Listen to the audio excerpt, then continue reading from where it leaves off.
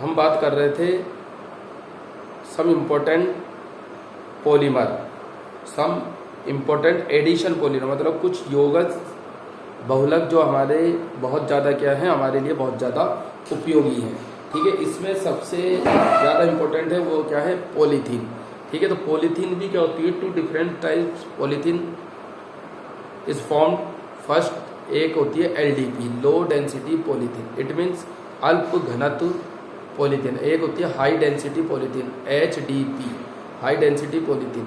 इनका यूज़ अलग अलग जगह अलग अलग पर्पज से किया जाता है। तो फर्स्ट आप लोग लिखिए लो डेंसिटी पॉलीथीन, एलडीपी, निम्न घनत्व पॉलीथीन या अल्प घनत्व पॉलीथीन। ठीक है, अब इसका निर्माण कैसे होता है तो लिखिए अल्प घनत्व पॉलीथीन का निर्माण 1000 से 2000 वायुमंडलीय दाब और 350 से 570 केल्विन ताप पर एथीन अणुओं की मुक्त मूलक क्रियाविधि द्वारा संपन्न होता है, जिसमें परऑक्साइड का उपयोग किया जाता है। फॉर्मेशन ऑफ एलडीपी में लिखिए LDP is formed by free radical mechanism in presence of peroxide, free radical mechanism in presence of peroxide. This reaction is performed by on the 350 to 570 Kelvin temperature and 1000 to 2000 atmospheric pressure.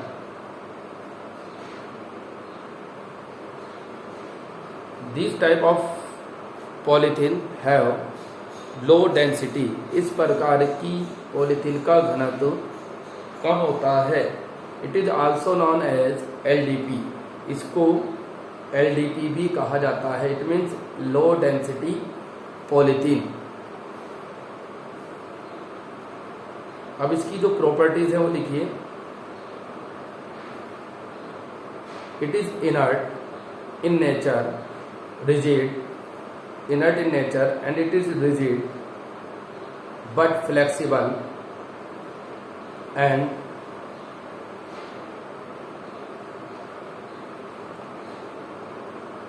insulator or low conductivity. अल्प घनत्व polythene या LDP अक्रिय होती है, कठोर लेकिन लचीली होती है, और ये विद्युत की अल्पचालक होती है। इसका उपयोग विद्युत वाहक तारों के विद्युत रोधन में, बोतलों, खिलौनों, लचीले पाइप आदि बनाने में किया जाता है। It is used in overlapping of conductor wire to form bottle, toys and soft pipe. अब देखिए उच्च घनत्व पॉलीथीन यह एथीन के किसी हाइड्रोकार्बन विलायक में उत्प्रेरक की उपस्थिति में इसका निर्माण किया जाता है।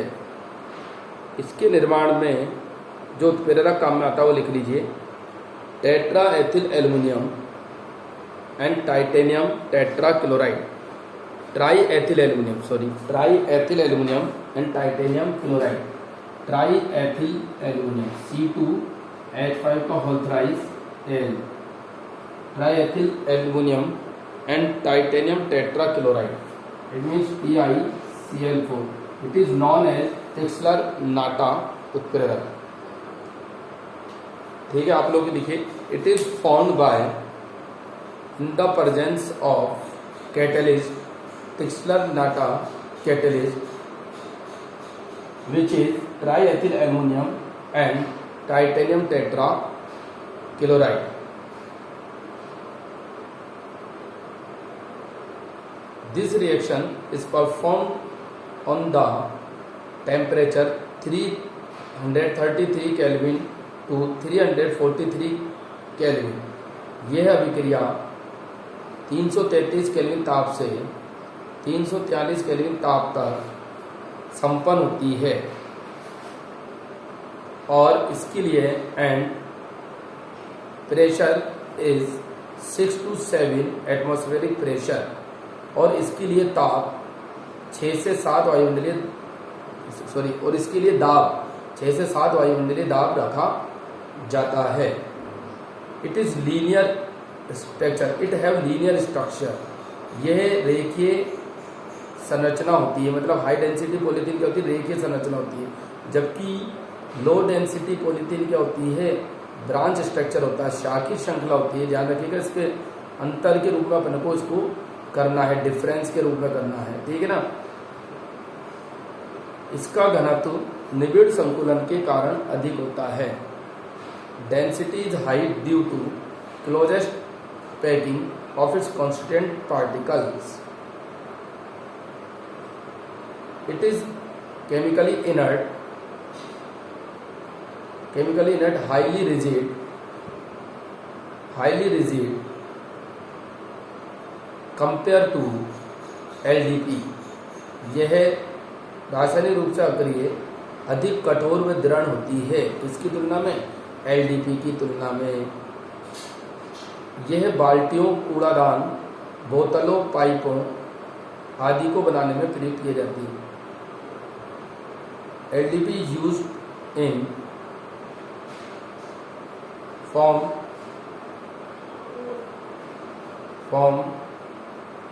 बोतल, पाइप एटसेट्रा। तो ये एलडीपी और एसडीपी, तो इसमें डिफरेंस क्या है कि एलडीपी एक तरफ तो इसका घनत्व कम है और एक तरफ एसडीपी का घनत्व क्या है, ज़्यादा है। दूसरी बात, इसको यह एलडीपी क्या है, एसडीपी की तुलना में कम कठोर है, ठीक है, कम दृढ़ है, ठीक है एलडीपी। और भी बहुत सारे डिफरेंस अपन ने इसमें देखे, तो आपको इसको डिफरेंस के रूप में लिखना है। नेक्स्ट लिखिए, और पॉलीथीन का फॉर्मेशन कैसे होता है वो अभी अपन ने देख ही लिया था, सिर्फ कंडीशन इनकी अलग होगी, टेम्परेचर अलग होगा, प्रेशर अलग होगा, एलडीपी का प्रेशर अलग होगा, टेम्परेचर अलग होगा, तो सिर्फ जो इनकी कंडीशन है वो अलग होगी। अगर एथिन मॉलिक्यूल जो इनिशिएटिंग जो मॉलिक्यूल है वो तो एथिन ही रहेगा, बट इसको अगर अलग अलग कंडीशन दी जाएगी तो हाई टेम्परेचर दिया जाएगा और हाई प्रेशर दिया जाएगा तो एलडीपी फॉर्म होगा, ठीक है। उसके कंपेयर कम टेम्परेचर और कम प्रेशर दिया जाएगा तो एचडीपी फॉर्म होगा, ठीक है।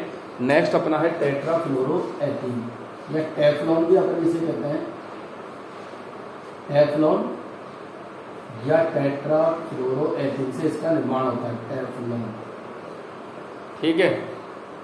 तो इसे अपन क्या कह सकते हैं, पॉलीटेट्राफ्लोरोएथीन, पॉलीटेट्राफ्लोरोएथीन, ठीक है।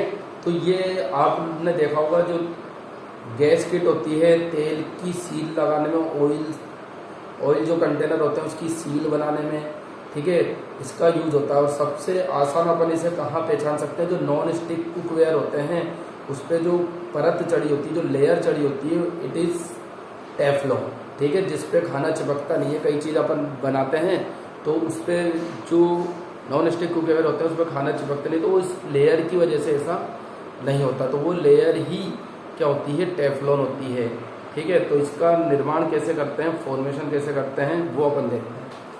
टेट्राफ्लोरोएथीन से, टेट्रा मीन्स 4,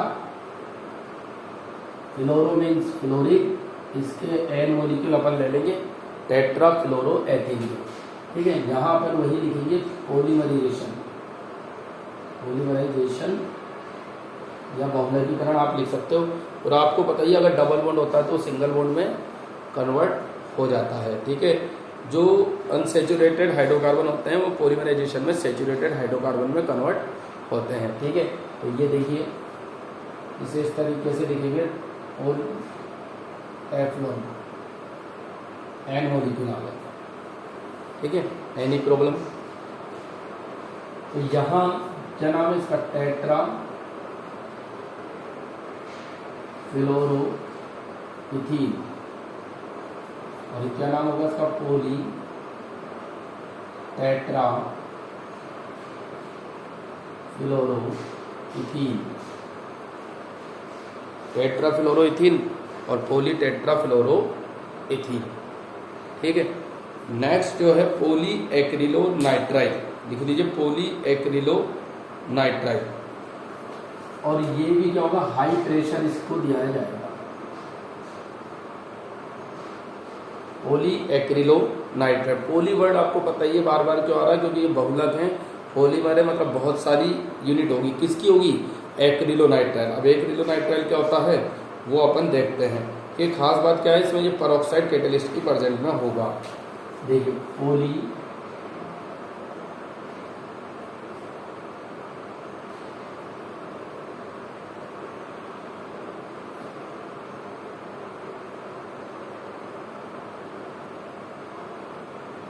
पोली एक्रिलो नाइट्राइल,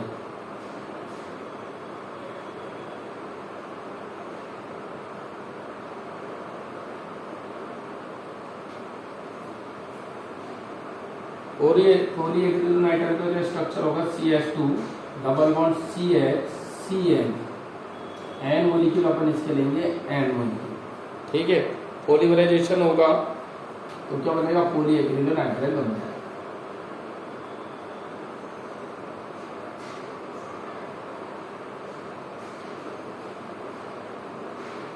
कैटेलिस्ट कौन सा, पेरोक्साइड, पेरोक्साइड कैटेलिस्ट है। ठीक है। CH2 single bond CH single bond all N single bond Cn, ये क्या है, एक्रिलो नाइट्राइल। नाइट्राइल तो Cn आप जानते ही हो।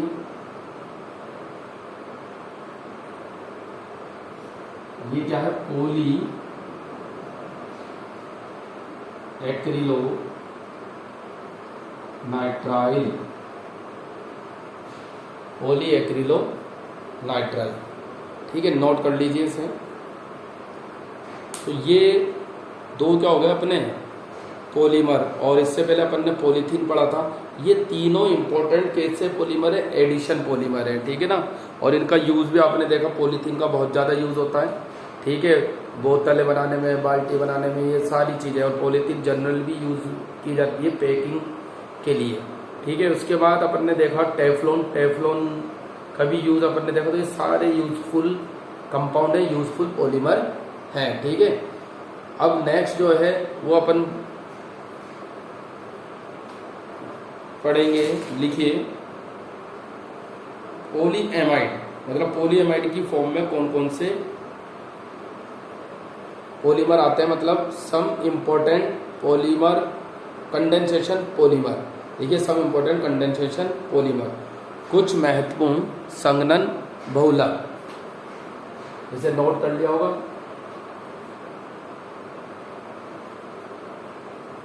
संघनन बहुलक के बारे में मैंने आपको बताया भी था कि संघनन बहुलक क्या होते हैं, जब दो यूनिट्स मिलती हैं, मोनोमर यूनिट्स मिलती हैं दो, उससे क्या होता है, किसी अणु का निष्कासन होता है। ठीक है ना, लाइट वेट मॉलिक्यूल का निष्कासन उसमें होता है। ठीक है।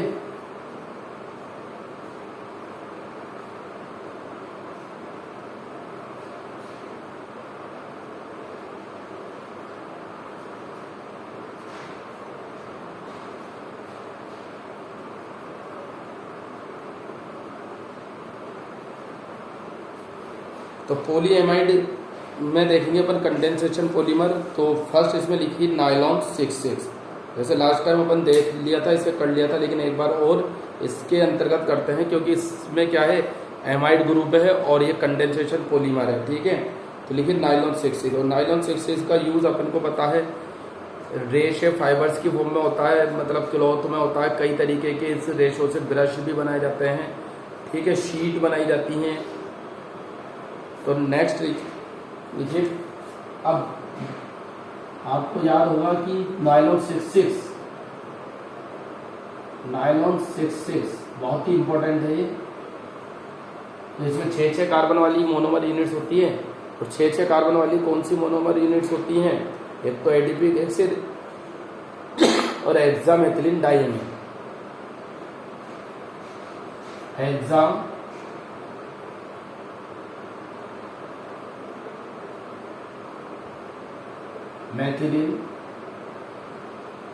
डाइमीन,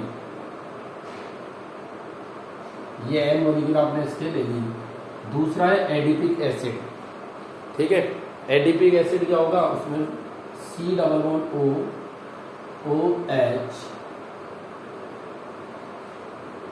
CH2 का होल 4 COOH होते हैं ना, oxalic acid, malonic acid, succinic acid, ठीक है। और ये एडिपिक एसिड, ग्लूटेरिक एसिड, ये सब। यहाँ ये क्या है? Adipic acid. ये क्या है? हेक्सामेथिलीन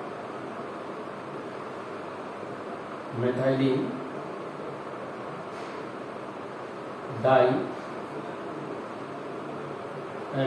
अब देखिए इसमें से यहाँ से H, यहाँ से क्या रिमूव होगा? OH रिमूव होगा। तो N-H2 की मॉलिक्यूल रिमूव हो जाएगी, यहाँ से ये H रिमूव हो जाएगा और यहाँ से ये OH रिमूव हो जाएगा, ठीक है। इसको अपन कंबाइन करके लिखेंगे।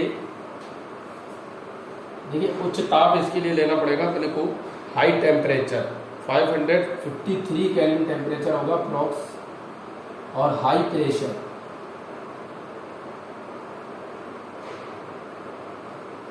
ठीक है।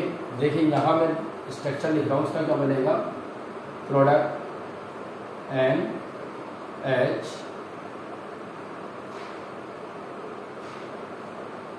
NHCH2 होल 6 NH, इससे क्या ऐड हो गया? C++O CH2 का होल 4 C++O, ये N मॉलिक्यूल इसके फॉर्म होगा नाइलॉन 6,6 की, ठीक है। Nylon 6,6, it is clear. Nylon 6,6 के ये मॉलिक्यूल फॉर्म होगा। इसका यूज आपने देखा फाइबर्स की फॉर्म में ये होता है, रेशे के रूप में इसका उपयोग किया जाता है, ठीक है ना, धागे के रूप में। नेक्स्ट देखिए नाइलॉन 6 कैप्रोलेक्टम यूनिट से इसे बनाया जाता है, ठीक है ना। मोनोमर यूनिट क्या होगी? नाइलॉन 6 की कैप्रोलेक्टम।